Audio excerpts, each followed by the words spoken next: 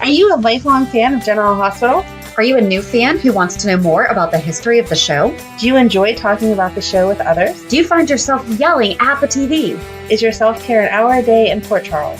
If so, we invite you to join hosts Amanda Kimmel and Shannon Coach at the place where all the hidden conversations take place and secrets are revealed. Meet us at Pier 54, a General Hospital fan podcast. Hello. Hi. Welcome to the General Hospital recap for August 18th through 22nd. So just a heads up, this week I had a great 48 hours, but I don't really remember what happened Monday, and I've been using a new method of taking notes, and it did not work for the 4 episodes I had to watch yesterday after being awake for almost 48 hours. So, well, no, I wasn't awake for almost 48 hours, but definitely, I had a very crazy 48 hours. We'll just put it that way. All good things, but yes. Yeah.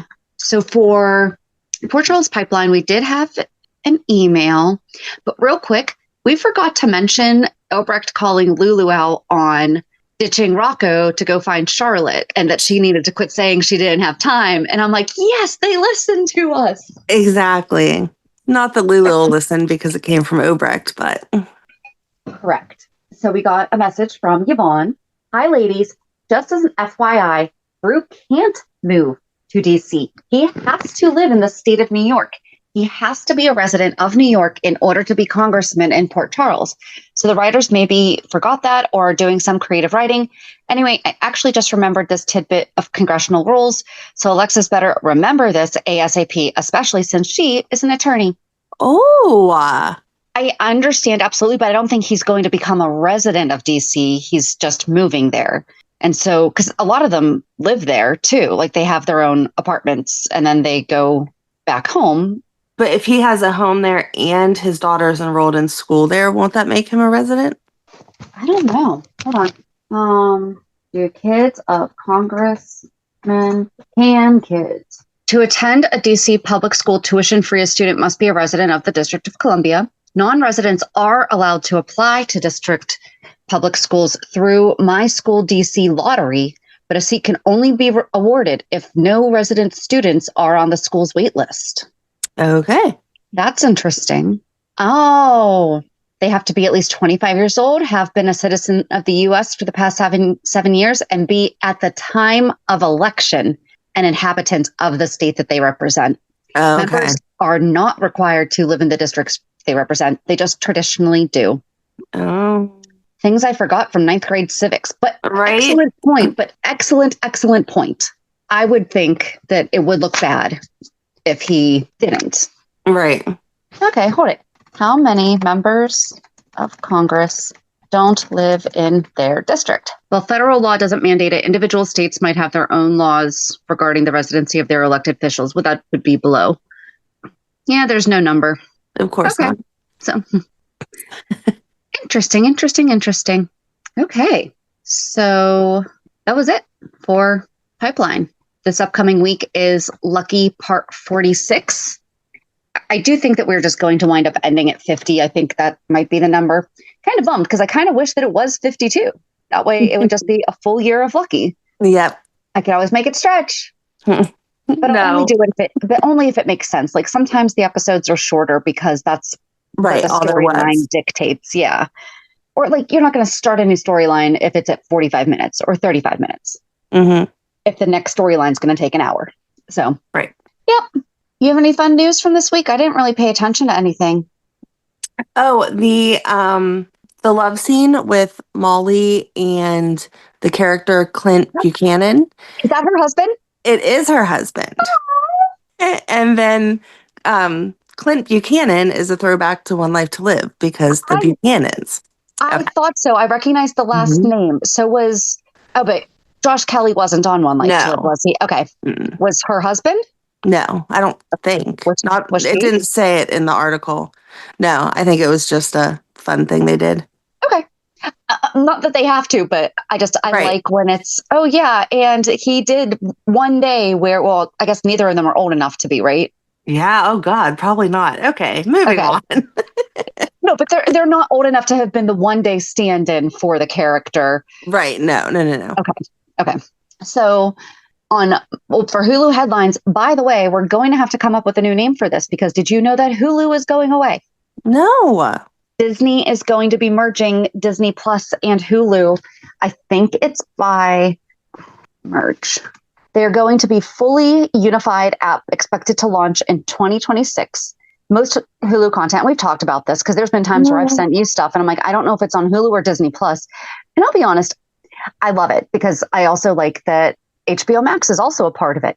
However, I wish that it carried through. Like if I accidentally watch something on Hulu, but then go to watch it on HBO Max or vice versa, I wish that it kind of spoke to each other and said, hey, you're on episode 6 of this, not episode 1 or season 1, whatever. Yep.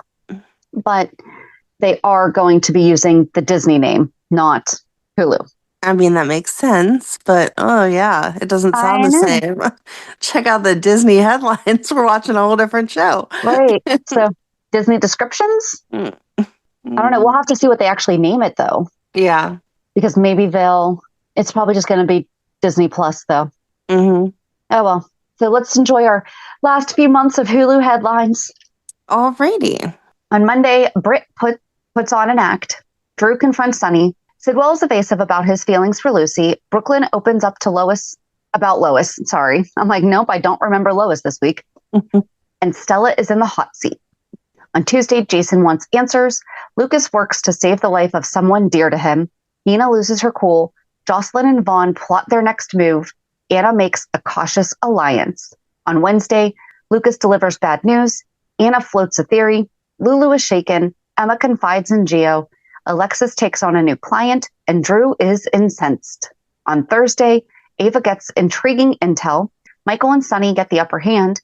Curtis is on the warpath. Molly comes to a realization. Lulu and Obrecht rehash the past. And on Friday, Carly voices her concern to Brennan. Willow makes a big ask. Elizabeth encourages Christina. Cody wants to come clean. And Nita consults with Rick. Okay. So what sticks out to you? We'll start there and then fill in the blanks. I don't know. Like I know that I watched this week, obviously. Mm-hmm. Okay. Martin might be my favorite person this week. He did very well. Go ahead.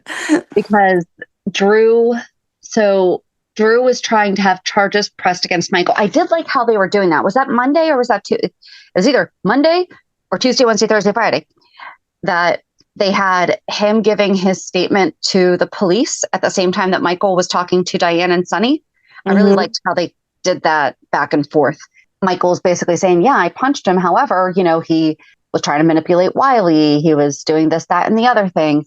And Drew summoned Martin there to be there. But Martin, as they were talking, realized because Drew slipped up and said, oh, that was at the Metro Court pool, wasn't it?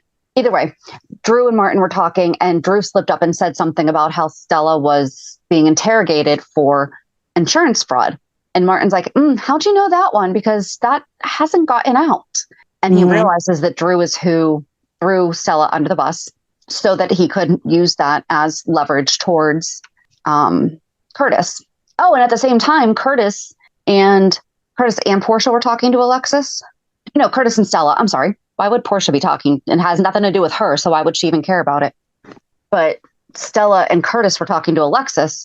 And Alexis is like, yeah, so technically what you did was illegal. Yeah. This could end in jail time. And Curtis is like, can't you say she didn't do it for herself? And she's like, yeah, but most people who do commit, well, no, I guess a lot of people, if they do commit insurance fraud, it would be for their own benefit, like to get the money from it, not necessarily help people out. So, and Stella was very adamant. She owned up to it. She's like, yeah, I did it 7 times.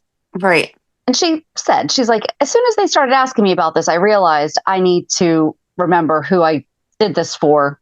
That way, nothing comes out as a surprise that maybe she could be seen as having forgotten. Oh my goodness, guys, I am so sorry. We need to go back to Port Charles Pipeline. Oh, okay. Pause on the Stella Drew Michael talk.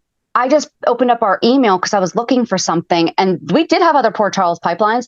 I just didn't see them because, again, we will talk about it in reality check. But Oops, I am so sorry. Ellen wrote in and said, Shannon's tears. I just wanted to give you a comforting hug through email regarding the loss of Tristan Rogers. Your tears were so sincere, and I'm sorry your heart hurts so bad, but it just shows how much you admire and care about GH and the beloved actors who work on the show. Amanda was sweet too, with her listening more than talking, interjecting her thoughts as well as fond memories of Tristan. Also, when I couldn't breathe, she filled the space. That was more of it. Not that, no, I'm sorry. Not that you were not. Right. Also sharing, but that gave you a moment to. You two complement each other so well in good times and bad. Deep breaths, all my love, sympathy, and admiration. Oh, thank you. I've kind of been wondering if people thought they're like, I'm not listening to this anymore. Shannon's lost it. No, that's totally understandable circumstances. Again, it was a real person. If you would have been like that over a character, not so sure I would have been as comforting. But right.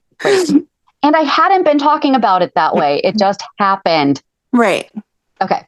And then from Chelsea, hi guys, I'm listening to last week's recap because I fell really behind on my shows with the end of summer, mom shenanigans. So I'm now catching up, and you guys are talking about Liz deserves to be dating someone she wasn't married to and exploring this part of her life. All I have to say is Liz and Curtis. That's it. Oh, that solves so many problems on the show.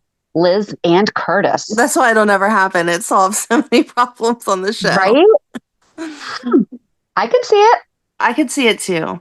I just don't want them trying to put her with Isaiah because I will be angry. I think that for Curtis, though, it would have to be a slow... Well, first of all, he has to not be married. Mm-hmm. But it'll have to be a slow build up, because right now we don't want it to be like the almost forced Curtis and Jordan reunion where we're like, where did that even come from? You know, it's like they've been friends. Right. And then suddenly they're just suddenly getting all gaga over each other again. No. Mm-hmm. But I could see Liz helping them through all this stuff. Was, hey, look at this fits back in with the Stella thing. There we go. Liz helping because she is the head nurse. I'm sure she has some kind of input whenever it comes to some of this administrative stuff. However, we do know she is not going to risk her job. Right. But she could possibly know like of loopholes that perhaps, you know, she could offer up information. So yeah, let's get Liz helping with the Curtis and Stella thing. Let's get Portia angry about the fact that Curtis is helping someone other than her. And yeah, let's slowly get Liz into it. If it can't be Lucky, I like that idea. But anyone that she hasn't been married to yet. But right. I do like the idea of Curtis. There's Curtis goes well with almost anyone except for his wife at this point. True. Very, very true. And then our last one is from Lisa. Goosebumps. My prediction is Molly will have to adopt Scout. Oh. Let's face it, Christina and Alexis are having, quote, troubles. So back to the Goosebumps. Molly and Cody will get together. Now Cody, like his stepdad Mac, will be the best stepdad ever. Oh, that would be so cute. I just got chills. That would be so cute. Oh my gosh. Make that happen. Yes. Make everything we just said happen. Okay, now back to the show, or back to our talking about the show. We'll go back to Stella and all that. So then they all so Stella and Curtis and Alexis stay in the hospital talking. Martin comes in. No, hold it. That's later. Michael's telling Diane that like everybody saw him punch him. And then they actually went and got statements. And when Drew wrote out his affidavit and everything, Chase read off, 9 people? 6 or 9 people? They didn't see it. They were there, but they don't remember seeing anything or hearing anything. Drew accuses Sonny of paying people off. And then he's like, well, Martin will sign this affidavit. And then Martin's twirling the pen around. And I think that's where it broke for the day, or at least there was a break. And then when we came back, Martin was like, no. And then, you know, Drew pulls him aside and is like, I can't believe you're doing this. And he's like, I'm not your friend. I'm your attorney. And I'm not your little, you know, puppet, do whatever you want me to do at your beck and call. He's like, well, consider yourself fired. And so Martin went straight from there to Stella, Curtis, and Alexis. And immediately he's like, oh, because even that's where they came up with, they realized that it had to have been Drew. Right. And Curtis even gave Martin the benefit of the doubt. And he's like, do you think that there's a chance Martin could have just said something like completely innocently? So, I mean, they were all going at it from there's no way Martin would have told Drew for you to get in trouble. Mm-hmm. But do you think it's possible? And so they all realized, but he immediately owned up to it, apologized to Stella, was like, I would never do that to you. And they're all happy now. Well, I mean, they're not happy, but they're all on the same page. Yep. So, yay. See, you remembered. You're good. I remembered that one. What about you? I really liked that after we saw Obrecht and Lulu fighting and Lulu and Brook Lynn fighting for all these weeks, and we were just kind of over it, that this week they were able to put their crap aside and have grown-up conversations because they were all in it together for the fact that Maxie is still in the hospital and they don't know what's going on with her. I don't know how long it's going to take them to figure out that it was that cream that made her collapse.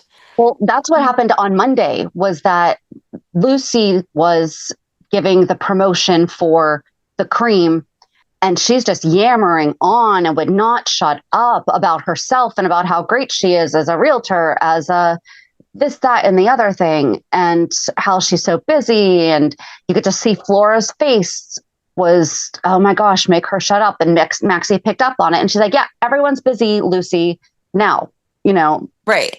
And so she put the cream on, and then I was thinking that was Friday for some reason. Sorry. No, it was Monday. I just remember that because I actually did not. I did jot that. Okay. So she put the cream on her face, and then she instantly got woozy and passed out.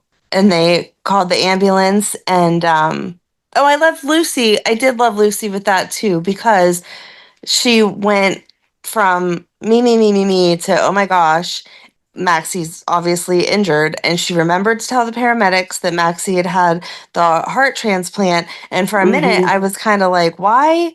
Not why did she say that? Because obviously it's very important, but I don't know that I would have thought of that in the same, circumstances. And then they showed her at the hospital with Felicia, and she was talking about how that was BJ's heart. And I was like, oh, that's right. That totally, it was full circle. Good job, Lucy. I think that when you're around someone, though, that Erica's allergic to penicillin. Mm-hmm.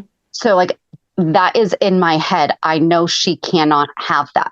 So if I'm around her, but I think if you're around someone that has a medical, I think it's stuck in there. And then I hope so. I don't know that I would think of it in that emergency. But anyway, it was... For your information, I have no known allergies. So okay, good. For my own benefit, you're good.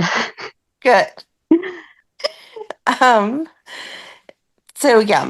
Lucy is, just there for Felicia, and they're talking about how everything's going to be okay. So it was nice to see them, but they haven't really had any issues. It was just nice to see them together. Mm-hmm. And then Maxie and Brook Lynn are talking, and Lulu and Brook Lynn are talking, and Lulu says, I hope that you didn't leave yesterday on my account.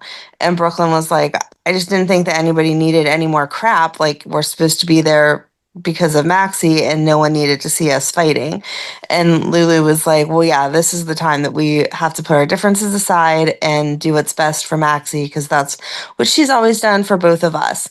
And then you also see Obrecht stop by, and she's like, oh, I'm sorry. I just came to see James. I didn't realize that you were here. I wanted to make sure he was okay because of his mom.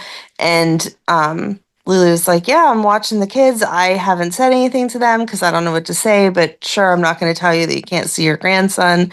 Come on in. And then it turns out that Georgie already knows what's going on, and she blurts it out at James because she's mad he has her phone. And Obrecht's right there. She's like, yes, what she said is true. Your mom is in the hospital. We'll update as we know, but your dad's there, Spinelli's there, and goes on and on and on. And so they then sat down and had a conversation of, maybe Obrecht should have contacted Lulu and Dante first and said, hey, by the way, your son is reaching out to me. How do you want me to proceed? And maybe Lulu shouldn't have jumped to all the wrong conclusions, because obviously she only has good intent for Rocco. And so it was just nice, finally to see Lulu, especially acting like a grown-up because of all the things that Maxie had done for her when she was in her coma. That was nice. But she didn't get there by herself. She didn't just have that epiphany. She talked to Laura, and Laura filled her in on, Laura reasoned with her on, making nice with Brook Lynn. And Tracy did the same with Brook Lynn about Lulu.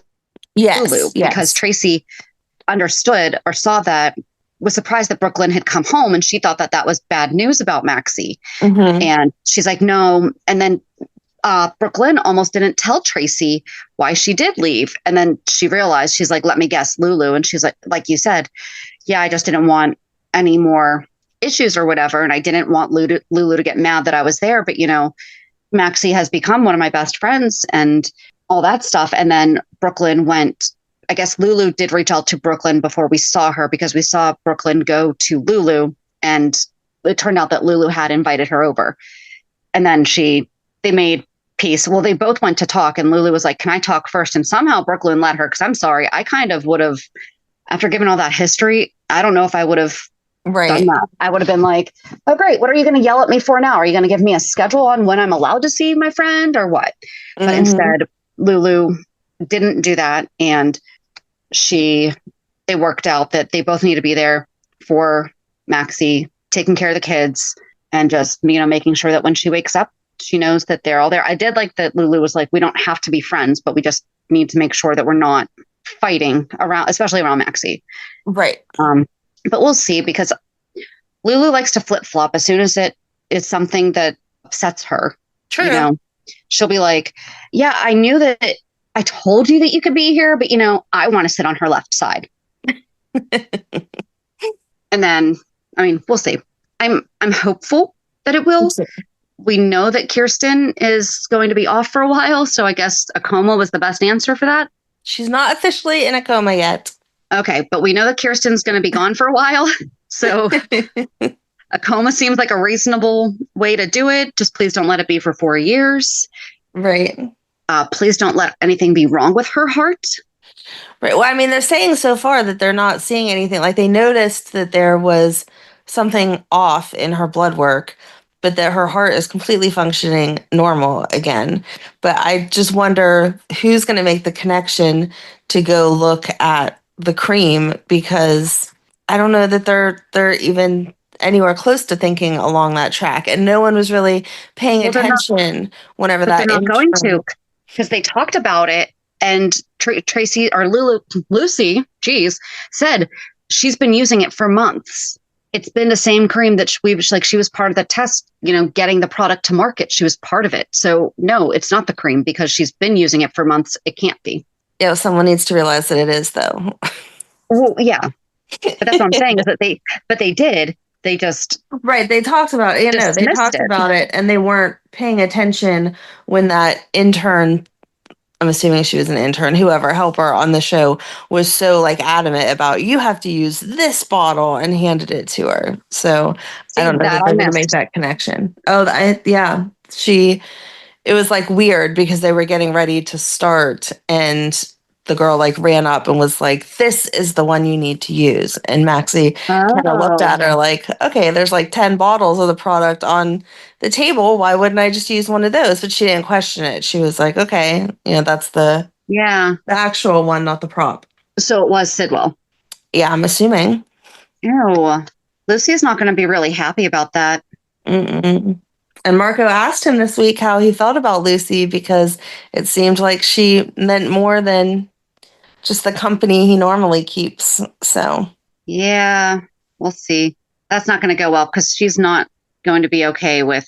I think he's probably overestimating how, I don't want to say business minded, how self-centered Lucy can be. Yeah. Because she is. She says that she is. Mm-hmm. But yeah, I would think that they wouldn't just immediately dismiss it the way that it sounds like they were. Because even if she's been using it, there's bad batches. Right, I was listening to, as part of my drive home, I was listening to a true crime podcast, My Favorite Murder. And they did a story where it was in the 1800s, I think it was. And it was back when peppermint candies were super expensive and sugar was $70 a pound. And so it was a real treat if you got peppermints. And this dad had bought these peppermints from a Saturday morning fair or whatever. And his 2 boys died. Oh. And then it turns out that one of the adults had been in the house, a family member was visiting, and they got really sick. And I think the dad also got really sick. And then there was other people in town that a couple other kids passed away, and adults got really sick. And I think that there might have been an adult or 2 that died too.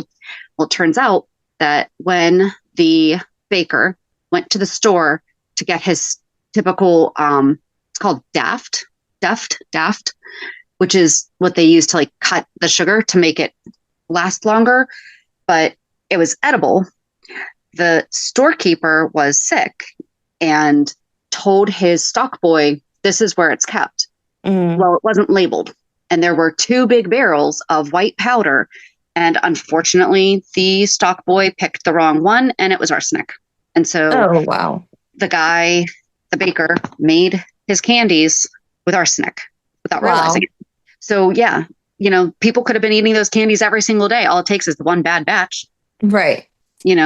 So yeah, unless it's the same thing as like we tell our kids now, even with like ibuprofen and, over the counter stuff, it's like, unless you are the one that opened it, don't take it. Even if it's your very best friend. Right. Because you just don't know. Very true. So, but where they've been on that show so many times, why wouldn't they trust? Right.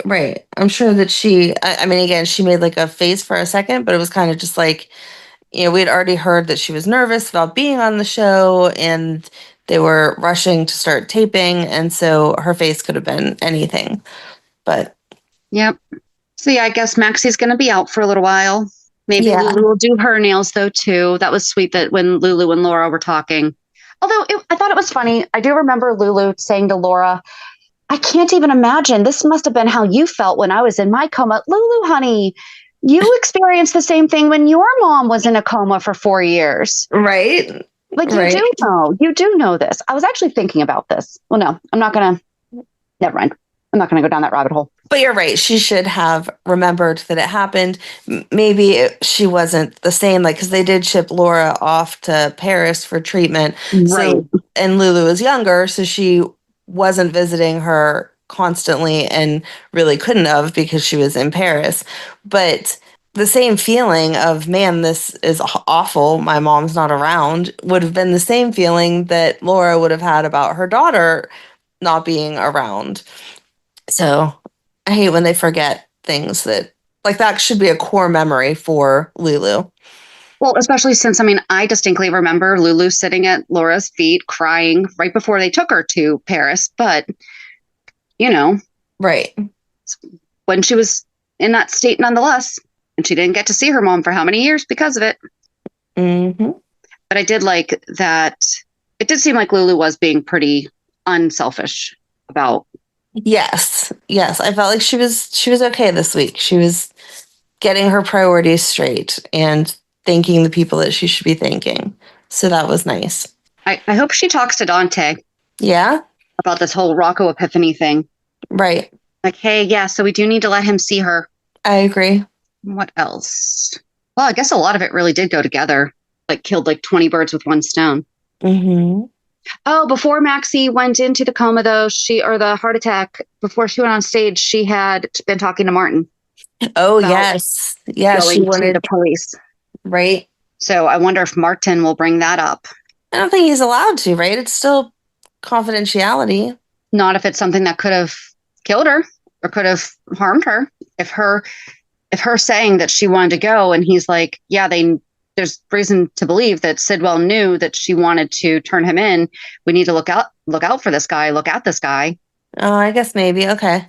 I think he's allowed to break it, like, especially if it's something that happened to her. He's allowed to say, yeah, she just quickly made an enemy out of Sidwell because she did talk to him too. And James talked to him too.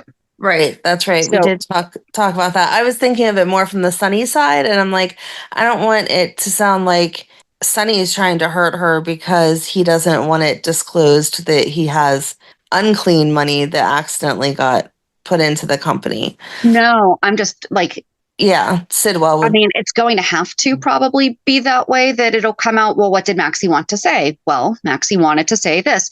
But you know what Sonny would do? The right thing. Right. because it's Maxie. He would say, listen, my accountant messed up. I backed out. Yeah. We couldn't have murdered Bernie. Then we'd have a good accountant. Then we wouldn't have had to worry about this. See, guys, this is why we don't kill people on the show. Accountants are very important. They are. Oh. What else? Oh, I guess Brook Lynn and Flora talked a little bit too. Yeah, I don't know that I really liked that. No, Like, she's a new person. She shouldn't be so invested in such a deep, long personal thing. right. It made sense that Lois talked to her that day because like the breakdown happened right there. We saw Brook Lynn not want to deal with Lois, but go ahead and deal with Lois. But then it was over and she was done. It wasn't like, oh, okay, this brought us back together. So in that moment of hurt and being upset, sure, you would talk to almost anyone. But Right. Brook Lynn at this point, like that was weeks ago that happened. You're not going back to Flora and being like, oh, you talked to my mom? Here, let me pour my heart out to you. Right. I mean, I guess it is nice sometimes to get like a complete outsider's opinion on things. However, you don't just keep going back, though. No. And I feel like I would be afraid that looked unprofessional also. Well, Flora's the one putting herself into it, though. She is, but still, I would be careful when I'm sharing with someone that's on such a business level with my company, True. not just True. my friend. Not that I even think she would use it against me, just I don't want to look like that. You know what I mean? Right. You keep your business and your personal life separate. True. So, along the Maxie storyline, so we saw Nina show up at the hospital to comfort Maxie's family, and Willow has forgotten everything already. So Drew comes to talk to her and is like, hey, I have this great plan because Michael punched me. And again, why does Willow not know Michael well enough still to say, what did you do that made Michael punch you? Because especially since they're in the middle of this custody hearing, Michael's not walking around punching people for no reason. Something obviously happened. And then he says, I sat down with Wiley, and she doesn't freak out on him of, I told you before, leave my son out of it. No, instead it's, well, I told him that you miss him. And she's like, you did? Yeah. And then he said that you don't realize how much you need me. And just because you don't want me doesn't mean that I'm not going to give you the help that you need or something like that. Right. And then they go into the nurse's lounge or one of the conference rooms, whatever, and he tells her a bunch of crap about, I wanted to tell you, but your mom threatened me with all of her political. And Nina was like on her way. I thought for sure Nina was going to overhear it and walk in and be like, that is absolutely not true. Okay. We didn't want to tell you because neither one of us wanted to look like the jerks that we were, but I was not threatening him with anything. And instead, she walks up to the door, sees them embracing, and walks away. And then, whenever she sees Willow back at the nurse's station, she comes over and is like, I'm here to see Maxie, but I just wanted to let you know that anything that you need, if you ever want to talk. And Willow's like, I told you to stay away from me. And then walks around the corner and calls Drew and is like, I told you to stay away from me, but I changed my mind because I'm an idiot. I do need your help to get my kids back. Call me. Well, that was after she had spoken with Rick about her witnesses. And he's like, yeah, you have a lot of coworkers. You need to find a family member who thinks you're a good mom. Yeah, but that's also a weird thing for him to have said, because we all know that Willow has no family. And to think that anyone in Michael's family is going to testify on her behalf is just ridiculous. So unless she's going to go back to Nina, which we're pretty sure she's not going to, who else is she asking for this help? Like, there is no one. Yeah. So I don't know. But anyway, yeah, she did. She went to Christina after Rick said that. She went to Christina and she was like, can you please, you don't have to lie, but can you just tell the court that I love my kids and I am a good mom and, give them that perspective. And Christina was like, I'm not going to tell them that. You're a horrible mom. And Willow may have had a prayer, except for she said to Christina, you were almost a mom. And Christina flipped out and was like, yeah. I am absolutely am a mom, so don't talk to me like that. And I was only pretending to care about you because you were withholding medical care from my brother. You didn't even facilitate the phone calls between the kids and Michael. I had to do all that. So, yeah, you're not a great mom. You went to Carly's house the day of your wedding, freaking out. Let Wiley see you. Like, absolutely not. Yeah. And then Liz pulled Christina aside and was like, just remember that I had grace with you, so you should have grace with Willow. I really wanted Christina to be like, yeah, and you know what that grace got me? From you, maybe, thanks, but Rick is blackmailing my mom. So I didn't really get out scot-free, okay? That would have been good if she had told her about, yeah, because we see Liz all week, like, thanks for lunch, Rick. Yeah, maybe we right. can do dinner, blah, blah, blah. And it would be wonderful for Christina to, like, in the beginning, Christina didn't know that, so she couldn't have said anything, like, when this all started a few months ago. But since then, she's learned that, and she should 100% be saying to Liz, you know, you act like I had no consequences from this, and I didn't, but my family has, because you know, poor Ace is down a couple million, billion, whatever. Who knows how much Ava's asking for now. And your dad is a key player in this blackmail that's going to go on for who knows how long. And then maybe Liz could say, okay, well, number one, that should show you even more. Maybe you want to be compassionate because other people suck sometimes. And have her go to Rick and be like, hey, what is this? You want to explain that new car again and how you managed to afford it? Because I think you left out some very important information. Yeah, just a bit. And it is ridiculous that he's not even trying to spend any of that money on Liz. Like, I know she wouldn't take it, but he's not even like, oh, here, I came into some money. Let me buy you something, anything. Maybe not as extravagant as a new car, but something. Considering him and Ava are making bank off this, and Liz is just standing there like, I'm a nice person. I'm not going to tell anybody. Or is he being smart about it and not raising suspicion? Because he knows that Liz would be like, wait a second, I know that you're doing the work for Nina pro bono. You didn't win. Who was he just representing? Oh, I guess he's only done Heather and Willow since he's been back. Yeah, okay. I can't think of anyone else. Why did I think there was somebody else in there? Either way, so, she knows that he didn't, even if he got paid for the first bit of, and yes, Nina is paying, but she is supposed to be under the impression that he is doing it pro bono. Right. So he shouldn't have the money that he's pretending to. Right. Maybe he's actually being smart. Guess I just find that hard to believe with him, but maybe we'll give him the benefit of the doubt. But anyway, so then it went on to, then we see Willow because Christina said no, she absolutely not was going to help, that she calls Drew and is like, oh my gosh, I do need your help. And right as she does that, Liz rounds the corner and hears this. And so I really hope that Liz turns her around and is like, what the heck are you doing? Like, I'm letting you stay at my house because I'm trying to help you move through this, and you're falling right back to see him whenever he's like the root cause of most of your issues. Stay away from Drew. Is she still at Liz's? Because Liz had to suspend her, and Willow did tell Rick that she hadn't heard from HR, but I think that would look really bad if she was staying with Liz still. I don't know where else she would go. We didn't hear her talk about moving somewhere else. No, but I don't know. I think if I were somebody's boss and they did something like that and there was not certainty on employment afterwards. I don't know. The lines of friendship and work relationships is blurred all the time with GH. So I don't know that she couldn't say, no, we're still friends, so I'm going to let her stay at my house because she has nowhere else to stay. However, I wasn't like, oh, we're friends and you're staying at my house, so I'm not going to discipline you. I still disciplined her because at work I am her boss. True.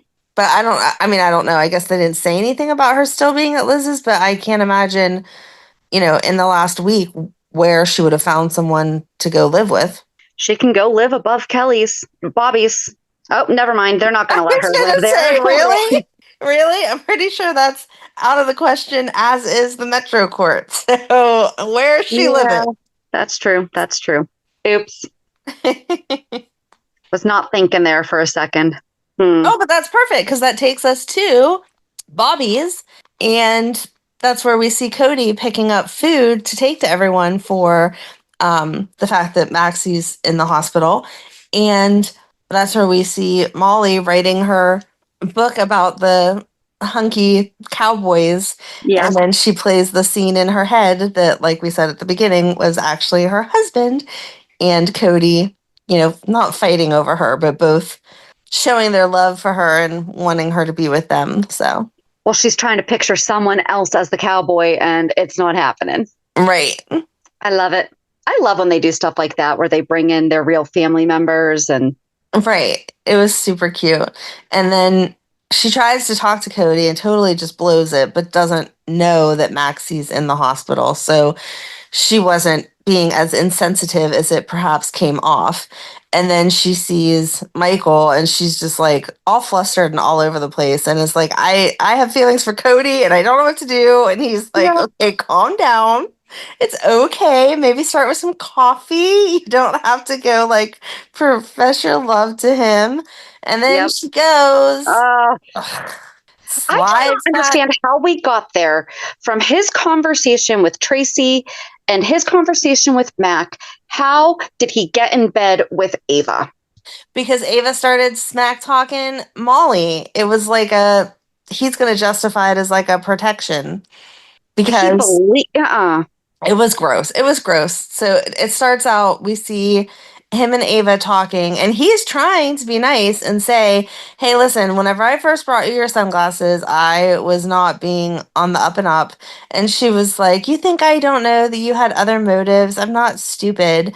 And he's like, yeah, but then I kissed you and you slapped me. And she was like, no, that was just like a love tap. What are you talking about? And he was like, okay, women don't usually slap me and then still want me to kiss them, but whatever. A caress. It was a caress. Caress. It was, there you go. Gentle. And it wasn't a firm caress. Firm or aggressive, something like that. Yeah.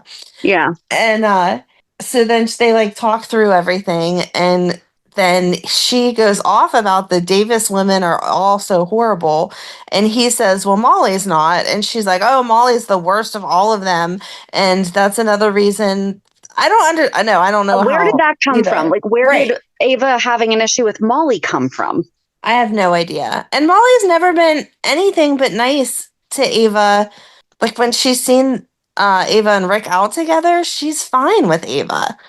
I mean, everyone may know that's not her. Polite. Right. I mean, it's not her favorite person, but she's not like, oh my gosh, Dad, why are you out to dinner with this girl again? She's so horrible, blah, blah, blah. She exchanges pleasantries and moves on like any adult, especially adult child, would do.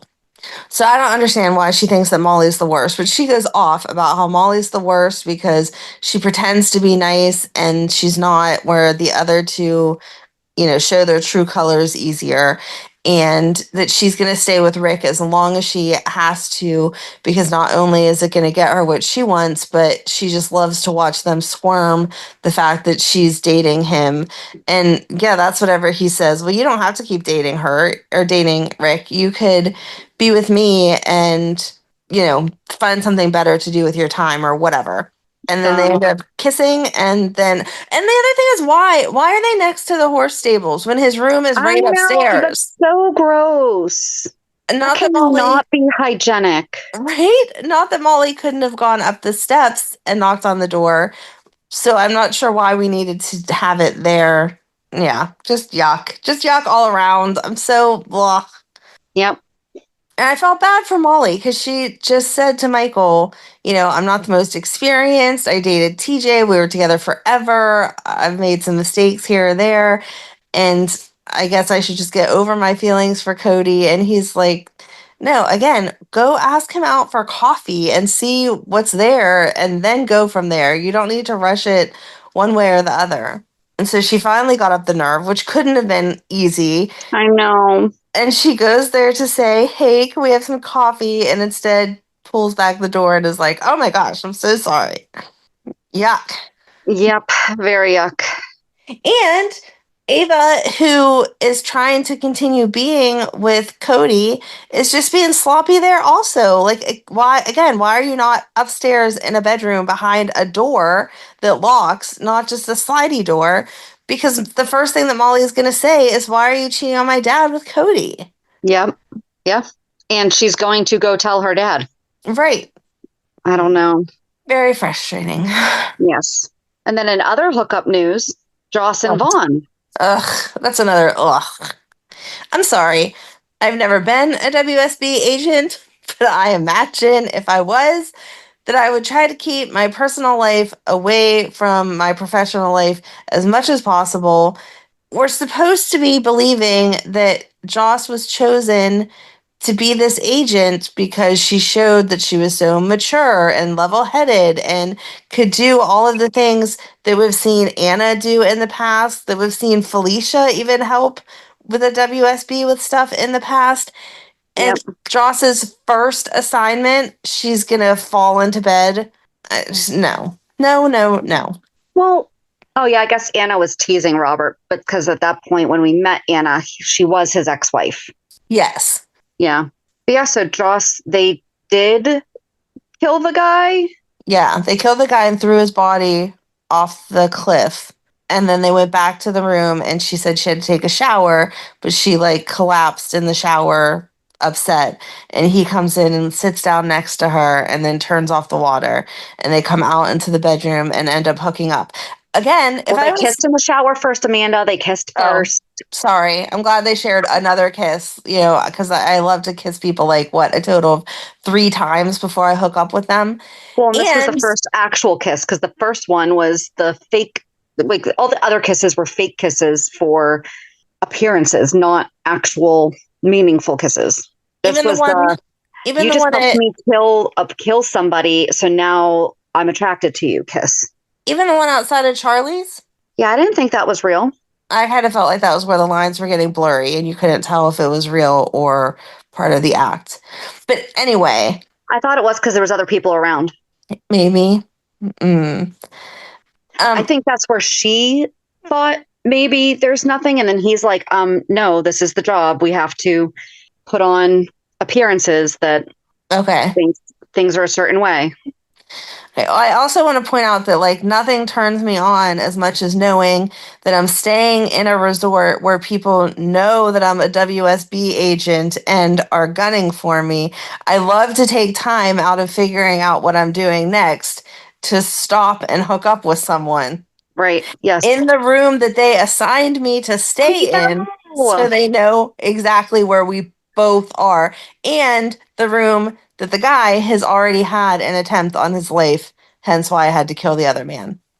Like that blacklight is going to light up in that room, and not for the reasons why most do. Oh man. Yeah. Yeah, they really should have cleaned those sheets. Mm-hmm.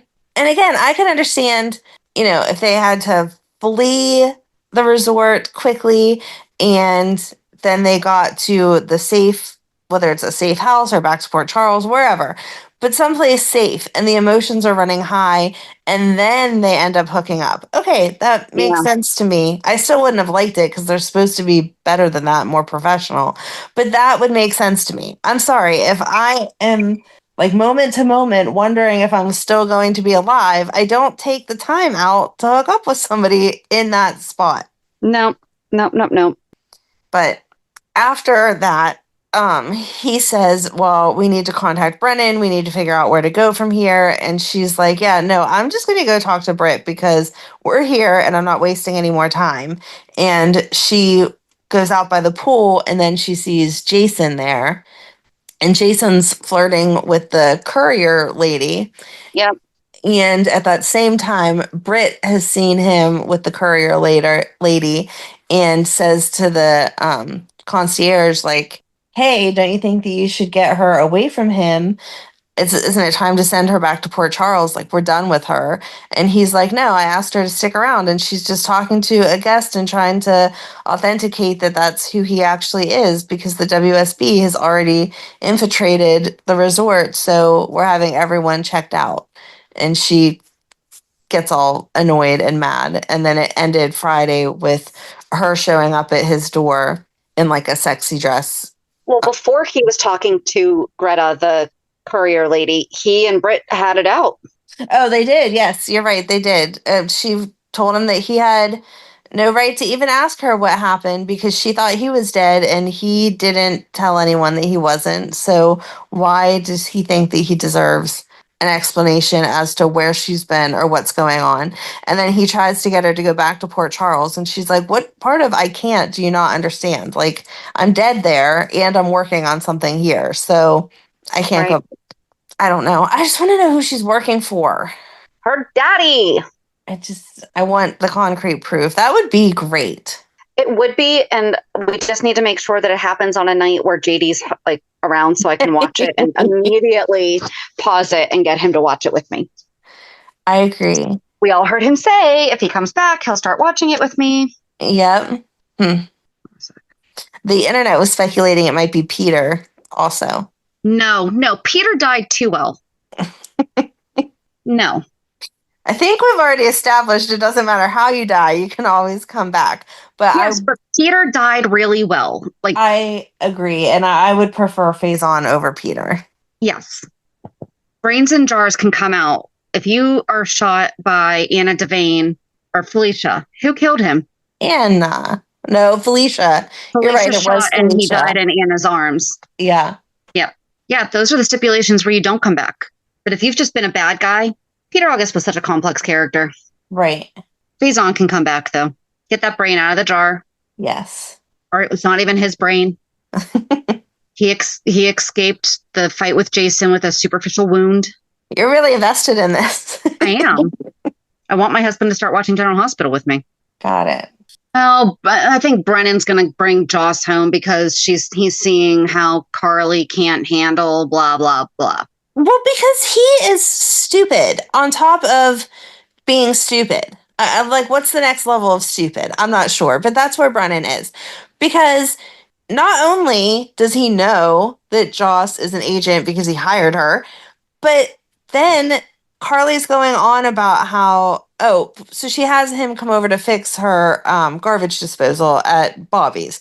And he says, tell your staff, stop putting potato peels in the garbage disposal. And she's like, actually, I can't yell at them. It's my fault. I've been distracted because Maxie is in the hospital and Maxie's connected to my mom because the heart that she has is BJ's, and like explains all of that.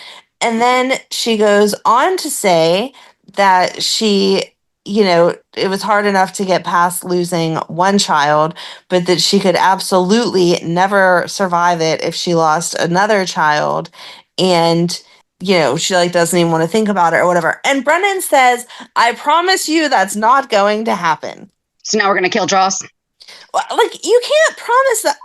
I couldn't even say that to a random stranger on the street, like, I promise you nothing's going to happen to your kid.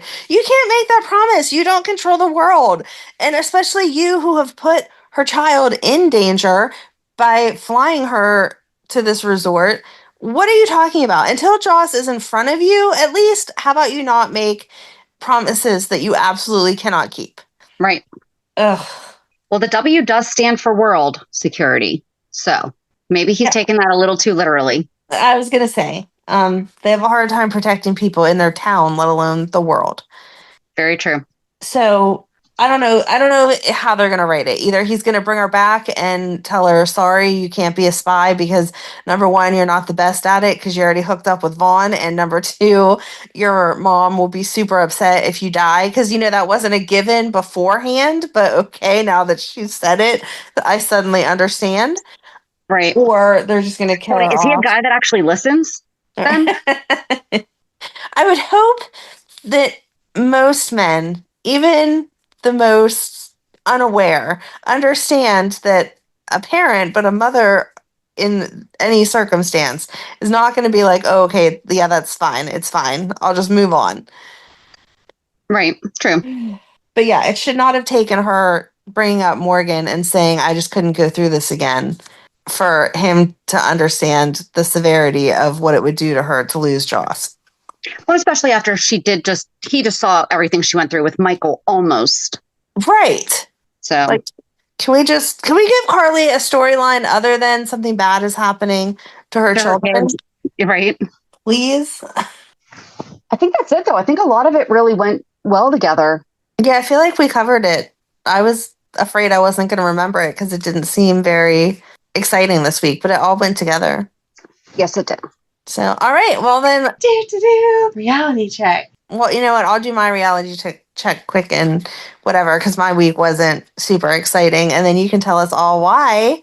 I'm so jealous why you're all scatterbrained after being on an exciting adventure for 2 days. Yeah, so school started this week. Madeline figured out her locker, so she's very excited. Yay. Everyone was making fun of me for the first day of school picture because she had her cheer backpack on her back, her regular backpack on her front. Then it was violin day the first day, so her one hand was holding her violin, and she had packed her lunch. So in her other hand was her lunchbox, and so did you post that? I did not, but I sent it. You didn't send it to me. I'm sorry, I'll send it to you. I meant to post it and then I just didn't. And then I was like, oh, I don't know. Now I have to find a clever way to post it. But anyway, I sent it to my ex and his mom, and she replied back and was like, do you think you could give her something else to carry? And I was like, hey, it's not my fault. She's the one that chooses to be in all these activities. But she had a good first week. And then today is her first game for the other cheer team that she's been on since she was little that I get to attend, because last week I missed it from the Cash Bash. But the other girls took tons of pictures, so it was, as close to me being there as possible. But I'm excited to actually get to see her do her thing today.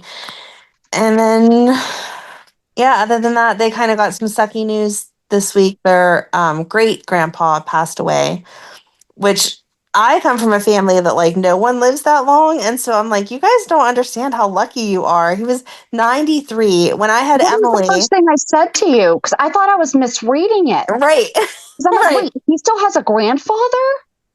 So I have a picture of Emily when she was first born that is me with Emily, with my ex's mom, my ex's grandma, and my ex's great grandma. Wow. And I'm like, this isn't, and they did have their kids, or 1920-ish. Everybody had the other kids. So it makes sense that it could happen. But yeah, Emily has a blanket that her great grandma made for her. Aww. But then they got gypped because, like, my dad had passed away when I was younger, so they didn't have a grandpa on my side. And my ex's dad had passed away when he was 18 or 19, so they didn't have a grandpa, but they had their great grandpa. And so, he was just a very nice man. He was always nothing but wonderful to me and the kids. And so it is very sad. But again, he was 93. He had health problems.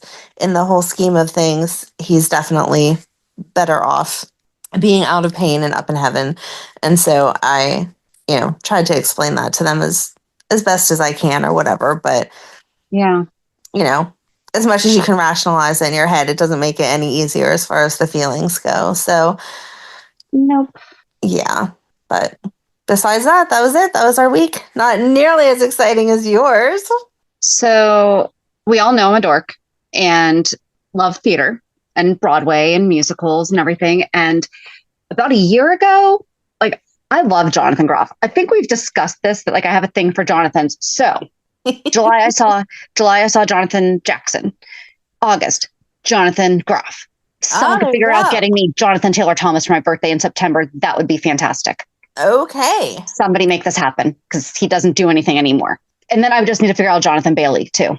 But anyway, so about a year ago, and Jonathan Groff does not have social media. He has very healthy mental health boundaries that he has established for himself.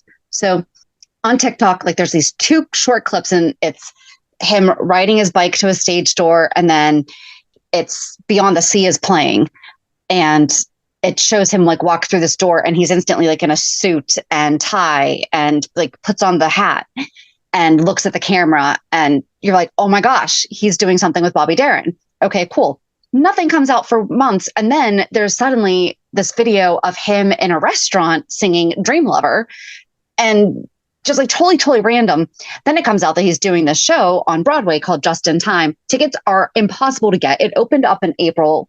and it was supposed to end in July. Well, then it was extended until October, and then it actually has been extended one more time until January. And I do think it's going to be the last time because one of the other leads, because it was supposed to end, had already scheduled, and she's being replaced, obviously. But it's so the show is, and I knew that it was Jonathan Groff being Jonathan Groff talking about Bobby Darin. So it's also kind of how are they going to, I'm interested to see how they could possibly do the show again. Like, are they then going to have another Broadway star? But Jonathan's been working on this for 8 years. So it's, I really feel like this is kind of a possibly I don't know. It'd be just so weird to see how they could recast it, because it would have to be somebody else who has developed this passion for Bobby Darin to tell the story. And there's a lot of like personal jokes that he does, but I mean, someone else could have their own personal jokes and everything, but it was insanely amazing. So the original plan was drive overnight, sit on the sidewalk to get tickets for Rush, because the ticket prices are insane. And then not insane. They were out of budget at the time. And then because we were looking at the dates and we're like, the holidays are going to be here before we know it. Let's just go in August. So we're like, drive over Tuesday night, go to the matinee on Wednesday, drive home Wednesday into Thursday. Cool. We'll do that. Then Erica wound up being able to get off both days. So nice. Stuck with the drive overnight Tuesday. Let's get a hotel. And we were originally going to get a hotel in Jersey and just take the subway in. And then a friend of mine was like, you're going to be spending so much time doing that. She's like, let me find you a hotel. And she is a travel agent. She's like, let me find you a hotel. We'll talk about pricing and stuff. And she got it. It was pretty affordable for Times Square. And then also was able to find me pretty reasonable parking for Times Square 1 block away. So we did that. So we brought camp chairs. We got there an hour earlier than anticipated. We were like 5th, 6th, and 7th in line. Sat there for 4 hours, waited for tickets. They had actual seats still available, but only like maybe a dozen. And we got 3 together, 4 rows back from the stage. So it's a U, it's like a horseshoe. So like the stage is at the opening, and like 5 seats up. And so if you know anything about Jonathan Groff, he spits a lot when he sings. And the closer areas are affectionately called the splash zone. We were very close to the splash zone. We did not get in the splash zone, but it was just absolutely amazing. There was no video photography until the curtain call. And that's all that I had seen on TikTok and, social media, whatever. I'd seen a couple other ones, like they had done Splish Splash on Good Morning America and stuff like that. But the show, it was just like, I don't think I stopped smiling for 2.5 hours, except for like the 2 to 3 times where it got really sad. And so I cried a little, but I didn't cry. I just teared up. But it was absolutely amazing. Like, we wanted to quit our jobs and just live in New York and stay there and watch it every single day for the rest of the run. Okay. Like, we're lucky that I'm back. So then, because we decided to do the 8:00 show instead of the matinee, we took the Staten Island ferry, and my daughter had never been to New York City and she's been wanting to go. And so I had to really, really prep her for, no, seriously, we are doing 1 day in New York. That's all we can do. This is kind of a last minute thing. It's not vacation. It's a last minute girls trip. So her, me, and Erica went, and she did really well, because I thought for sure that at some point it was going to be, but I thought we could figure out doing this. Right. So we went on the Staten Island ferry and, went by the Statue of Liberty. I took her to Strawberry Fields. Well, first I took her to the Dakota Building, which is where John Lennon lived and was shot. Took her over to Strawberry Fields. Then we walked through. She really wanted to go to the Natural History Museum because that's where Night of the Museum is based. But we did not have time. And it was raining all day Wednesday. And we did so well. Like, it was just, we had umbrellas, we had our hoodies up, whatever. We took the subway a bunch of places. Where else did we go? Oh, the 9/11 Memorial, FAO Schwartz. We went through there. The Harry Potter store, I didn't even know was there because I don't know anything about Harry Potter. But she saw it and she's like, can we go to the Harry Potter store? And she bought herself a scarf. Aw. And then we went to the 9/11 Memorial, and then we went to 30 Rock and FAO Schwartz. And then we went back to the hotel, got ready for the show, went to dinner at a place called the Diner in Times Square, saw the show. I almost died, and went back to the hotel, got ice cream on the way back, passed out. And then, the bummer was the hotel had Serendipity, like that really expensive, the place that has the $1,000 ice cream sundae that has like gold and stuff in it. Yeah. It was in the hotel, but they were closed by the time we got there. by the time we Aw. got back, because we had stood outside. So Jonathan Groff does not do stage door. He got sick the last time he did a show in 2022. He got sick and then got other cast members sick, and he decided he's not doing stage door anymore, which that's where the cast comes out and meets the fans. Mm-hmm. So he didn't come out, but a couple other of the cast members did. Oh, Beth Young from Desperate Housewives Nice. played his mom's sister, because Bobby Darin's sister was his mom. But he didn't find out until after the woman who knew his mom died. This is all fact. This is public knowledge. This is not something that was just like released in the show. Yeah. But she came out, and in her blurb in the program, it did not say Desperate Housewives. And when she came by me, I was like, I loved you as Beth in Desperate Housewives. And she just kind of like shifted. She was very sweet and nice to everybody that she talked to. But I think that it was kind of like, oh, you actually know who I am. Yeah. And Desperate Housewives is coming back. Did you know that? I had heard rumors, but I didn't know if they had solidified it. Yeah. And I was like, too bad you can't come back. She's like, well, back one time. Because she did it on the season finale or series finale. She came back for a minute. But, I wonder if that was her hinting like, oh, but I could. But she said that she was very excited to see that it was coming back because she loved the show. So that was nice. And then Thursday morning, we went to breakfast at Ellen Stardust, that's the place where all the servers sing. Oh, okay. And so we went there for breakfast. We left, or when we got there, table open. When we left, there was a line around the block. So we lucked out. And then we just went back to the hotel, packed up. And I was like, you know what? We'll at least drive by some places that we didn't get to actually stop by yesterday. So we drove by Central Park South, the Friends apartment. Aw. We did drive by Jerry Seinfeld's apartment real quick, but it was difficult to kind of see how they were and like traffic, whatever. She's not that big. She knows Seinfeld, but she's not like a huge Seinfeld fan. Mm-hmm. But yeah, I got to see the Friends apartment. And so Erica was adopted and looks just like Molly. And the movie came out when she was about the same age. So she was obsessed with the movie. And when we got to Fifth Avenue I think it was either Wednesday. I think it was Wednesday. She's like, we made it to Fifth Avenue. I was like, on Fifth Avenue. And so, of course, we're quoting like so many times, and we couldn't remember what the actual number was. So as we're in the car driving around, because we had to see the Chrysler building because, they had to shine like the top of the Chrysler. My daughter wanted to see the Empire State Building. So we made sure to drive by that, drove by Herald Square. And then my daughter looked up, and I don't know why I never, ever thought about this one. She's like, can we go by the Ghostbusters Firehouse? Oh, yeah. I'm like, yeah, we can. Because it's been about 20 years since I've been to New York City. Mm-hmm. So then Erica looks up and she's like, so Daddy Warbucks mansion is not on Fifth Avenue, which we all know those places aren't typically real. However, it was only an hour and a half away. Oh. In New Jersey. It's called the Great Hall on Monmouth University's campus. Okay. We get there. It is 5:20. And Google Maps, as it's shutting down, it says closes at 5. I'm ready to cry because I'm like, no, that did not just happen. Well, it's used as a campus office building. So the offices were closed, but we could go through. Oh, wow. And so we walked through. We were watching clips of the movie. We were making sure that we saw as much as we possibly could in there. It was, and I sent you a picture of the first one I sent you was the stairs. And I'm like, guess where I am? And I guessed it. Knew. Yep, you immediately knew. One picture. But yeah, it was really, really cool. But then she also noticed that just 20 minutes away from there was Red Bank, New Jersey. And that's where Kevin Smith has all of his movies. And that's where Clerks was filmed. And so we went to the Quick Stop and got snacks. That's funny. And then we drove home and didn't get home until 3:30 in the morning on Friday. Wow. So... And then my internet wound up being out almost all day. And I was like, we were planning just a veg day. Mm-hmm. And that happened. So go figure. But it was great. It was absolutely great. If you have a chance, if you go to do rush tickets, get there early. I think that everyone that was in line when box office opened at 10 did get at least standing room. But you can possibly get, and we got the tickets for the seats at 70% off.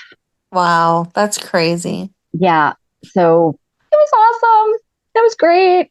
Yeah, your seats were ridiculous. Like when you posted the picture, I was like, oh my gosh, the seats are right there. Well, and we were only expecting standing room. Right. I remember you then- telling me that you had already warned your daughter, like, it's going to be a long day because we're going to sit out on the sidewalk for hours and then we're going to go stand for hours. Exactly. But it worked out. Yay. I'm jealous of all of it, but I'm so jealous of getting to see Daddy Warbucks' house. As soon as you sent that picture, I showed it to Madeline. I was like, do you know where they are? And she was like, and I was like, that's Daddy Warbucks' house from Annie. And she was like, oh, wow. And then she looked at the pictures and enjoyed them as well. So thank you. Good. You're welcome. I knew that you would. But yeah, so that was my fun week. I hope you get to rest the rest of today. Kind of. I have some work to do, but for the most part. Yep. But yeah, join us on Thursday as we keep talking about Lucky Spencer. Have a good week. And we'll meet you at the pier. Bye. Bye. If you enjoyed today's show, we invite you to go to peer54podcast.com to subscribe on your favorite platform. Don't forget to leave us a review. And you can also follow us on many social media channels. Just search for Peer 54 Podcast. Also, we are not perfect, so if there is something that we missed or messed up, just let us know by emailing us at peer54podcast@gmail.com.